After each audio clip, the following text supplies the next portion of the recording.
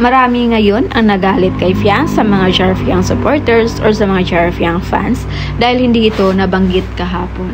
Ayon po sa kanila, todo effort daw sila kahapon, tapos hindi naman pala mabanggit ni Fiang ang Jar Fiang. Dagdag pa ng isang comment ng isang supporter ng Jar Fiang, nasaktan sila.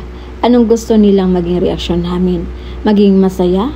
Walang aasa kung walang nagpapaasa. Tandaan nyo yan. Kung iba lang pala ang ilayag, dapat una pa lang, di ka na nagpakilig ng mga fans.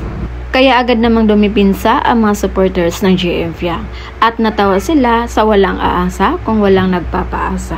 Dahil sinabi na talaga ni Fiang sa kanyang live na honest to goodness, stop na yung pag-iintriga sa kanila ni Jaren dahil good friend lang sila.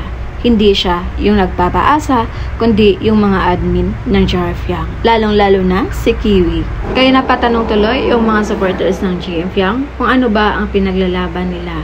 Pinamumuka na nga sa kanila ni Fiang na inilayag na nila ang JM Fiang. At sana tumigil na sila dahil masasayang lang yung effort nila. At isa pa, hindi naman hiningi ni Fiang na suportahan nila ang Jar Fiang. Hindi din nagpapakilig si Fiang sa Jar Fiang.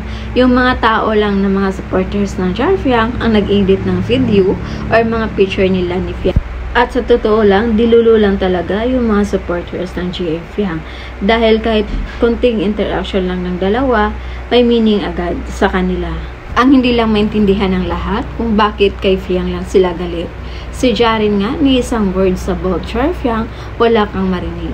Diba napaka-unfair kay Fiang kung lahat sila magagalit dahil lang sa hindi pag-mention ni Fiang sa Jar Fiang. Kaya ang ending, naging pangit tuloy si Fiang dahil sa kanila. Dahil pinilit nila na merong Jar Fiang kahit na obvious naman kung sino ang gusto ni Fiang. Napagtanto tuloy ng mga supporters ng JM Fiang na tama yung hinala nila na iporsige talaga nila ang Jar Fiang dahil inaayawan ni Jaren ang Jarlet. Kaya sa mga supporters ng Jar Fiang, itigil na nila yung kahibangan nila. Dahil once kasi hindi kayo mapagbigyan ni Fiang, naging masama na ito sa paningin ng mga tao.